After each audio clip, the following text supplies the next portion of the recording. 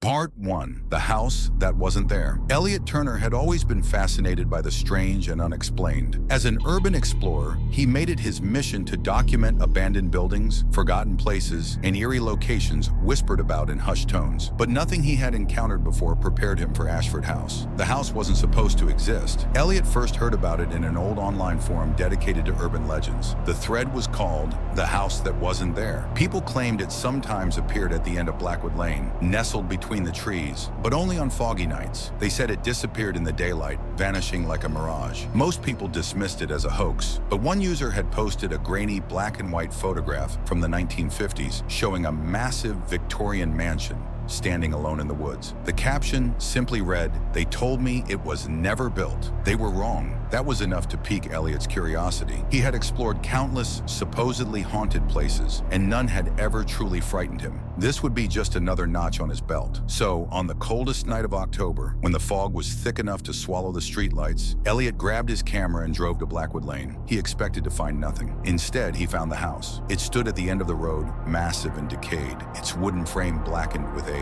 The windows were dark, but the porch light flickered as if beckoning him closer. A chill ran through him. This was different. Still, he took a deep breath, steadied his hands, and stepped forward. Part 2. The inside was waiting. The door was unlocked. Elliot pushed it open, his flashlight cutting through the darkness. Dust swirled in the air, disturbed for the first time in what felt like decades. The interior was lavish but ruined, faded wallpaper peeling from the walls, a grand staircase covered in a thick layer of dust, and ornate chandeliers swaying ever so slightly. But what unsettled him most were the portraits. Lining the walls were dozens of them, each depicting a different person: men, women, children. Their eyes were too dark, too lifeless, and their expressions were wrong.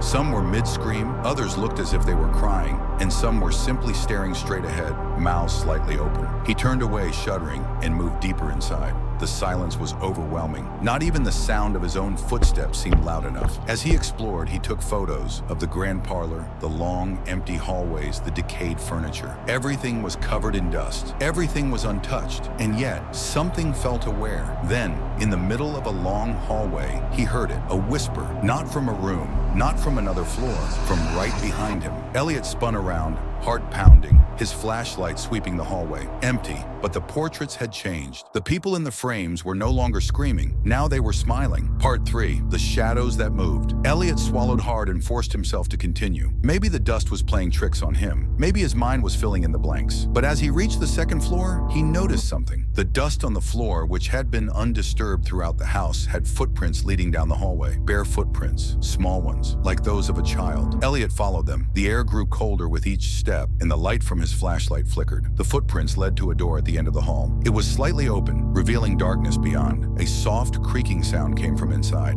Elliot hesitated. Every part of his body screamed leave, but something else, a morbid curiosity, an inexplicable pull, drove him forward. He pushed the door open. Inside was a nursery. A crib stood in the center, draped in tattered lace. The mobile above it was still spinning. There was no wind. And then, a giggle. It came from the crib. Elliot stepped forward, every muscle in his body coiled tight. Slowly, he raised his flashlight. Empty. The crib was empty, but the mattress was indented, as if something had just been lying there. A breath of air touched the back of his neck. Elliot whipped around. The door slammed shut. Darkness swallowed him whole. Part 4. They see you. Panic clawed at his throat. He fumbled with his flashlight, shaking hands barely able to hold it steady. The beam flickered on and illuminated the walls. The nursery walls were covered in words, carved deep into the wood. "They see you! They see you! They see you!" The whispers began again, but this time they were all around him. Dozens of voices murmuring in unison, not whispers, breaths. Elliot's flashlight flickered. The bulb popped, and in the pitch-black darkness, he felt them. Hands. Dozens of hands brushing against his arms, his back, his face. He tried to scream, but a cold, unseen palm clamped over his mouth. Then, silence. The hands were gone. The door creaked open. Light poured in from the hallway. The nursery was empty again, but the portraits, they had changed again. Now, he was in them. Part 5. Escape is not the end. Elliot didn't remember running out of the house. One moment he was inside, the next he was outside, gasping for air. The house stood still behind him, silent and unassuming, as if nothing had ever happened. But his camera was missing, and when he looked back at the empty second-floor window, something was standing there, watching, a child, smiling, with his own face. Elliot never spoke about that night, but months later, he found an old newspaper article about Ashford House. It had burned down in 1910, no survivors, and yet, every so often, people claim to see it standing at the end of Blackwood Lane, waiting, calling, and if you go inside, you might just find that the portraits have a new addition, someone who looks just like you.